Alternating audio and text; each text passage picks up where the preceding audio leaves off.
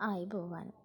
අද අපි විමසා බලන්නේ ස්වීඩනය, චීනය හා රුසියාවේ මුල් ළමාවිය අධ්‍යාපන ප්‍රතිපත්ති හා විෂය මාලා පිළිබඳවයි.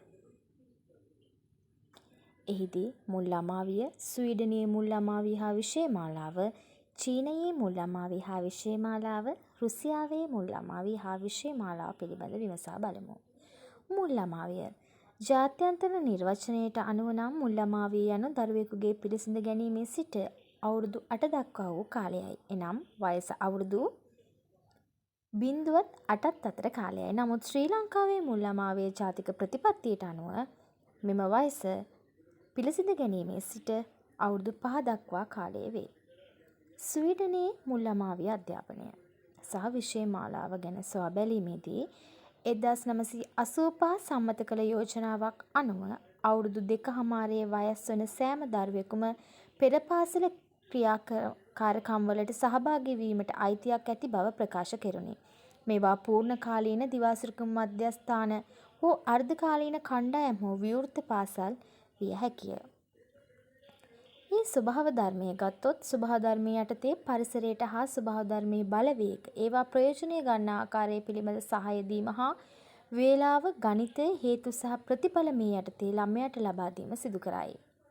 සංස්කෘතිය වශයෙන් අදහස් කරන්නේ භාෂා වර්ධනය, සංගීතය, ගීත චලනය හා රංගපෑම් තුළින් විවිධ සංස්කෘතීන්ට ගරු කරන්නට හා අගය කිරීමට හුරු කිරීමයි.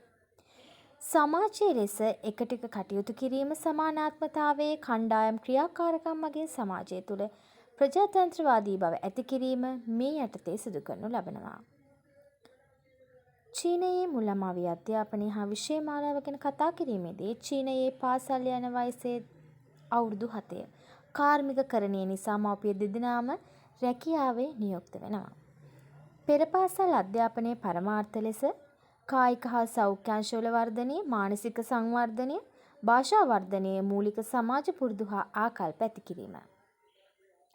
පෙර පාසල් විෂය මාලා වශයෙන් බුද්ධි සංවර්ධන ක්‍රියාකාරකම් සහ ශාරීරික වර්ධන ක්‍රියාකාරකම් යටතේ සිදු කරනවා. එමෙන්ම චිත්ත වේගී වර්ධන ක්‍රියාකාරකම්, කුසලතා වර්ධන ක්‍රියාකාරකම්, විශේෂ උත්සව සිදු කරනවා. ඒ වගේම තමයි භෞතික පරිසරයේ විදිහට විශාල ගොඩනැගිලි, මිදුල, මල්ගස්, විශාල ගස්, පඳුරු, නිර්මාණශීලී බිත්ති හා තාප්ප, සෙල්ලම් මිදුලද උපකරණ සහිතව සාදා තියෙනවා. මේ අරමුණු ලෙස නිර්මාණශීලීත්වය වර්ධනය කිරීමත්, පෞරුෂය සංවර්ධනය කිරීමත්, සමාජීය සංවර්ධනය ඇති කිරීමත්, ඉගෙනීමත්, තර්කානුකූල චින්තනය දියුණු කිරීමත් අරමුණු ලෙස දක්වන්න පුළුවන්.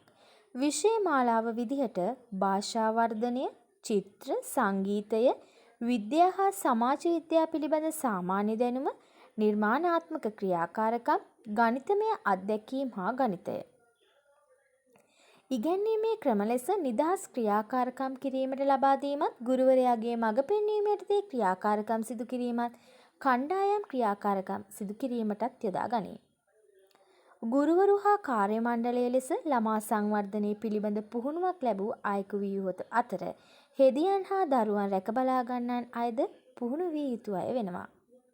එහිදී කළමනාකරණය ආයතනය යනු රජයේ මුල් ළමාවිය සංවර්ධනය සඳහා පනවා ඇති කළමනාකරණ නීති පද්ධතියකට යටත්ව හා පෙර පාසල් කළමනාකරණ සැලසුම් යන දෙආකාරයටම යටත්ව විද්‍යාත්මක පදනමක් මත කටයුතු කිරීම කළ යුතු වෙනවා.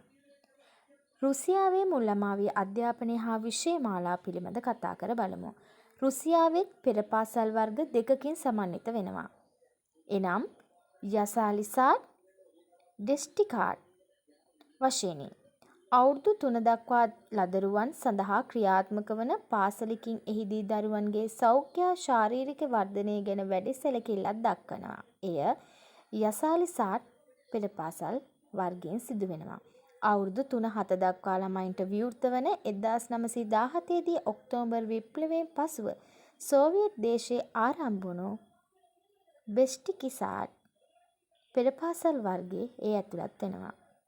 පෙර පාසල් අධ්‍යාපනයේ අරමුණු වශයෙන් සමාජ බලාපොරොත්තු, කුසලතා, සාමූහිකත්වයේ අභිමානය, ස්වාභිමානය, මට්ටම් ශීලීව වැඩිහිටියන්ට ගරු කිරීම යන ආකල්ප වර්ධනය කිරීම, සත්‍ය ප්‍රකාශ කිරීම, සරල ගෘහ කාර්යයන්ට සම්බන්ධ කිරීම, ස්වභාව ධර්මයේ අගය කිරීම, නිර්මාණාත්මක භාවය වර්ධනය කිරීමට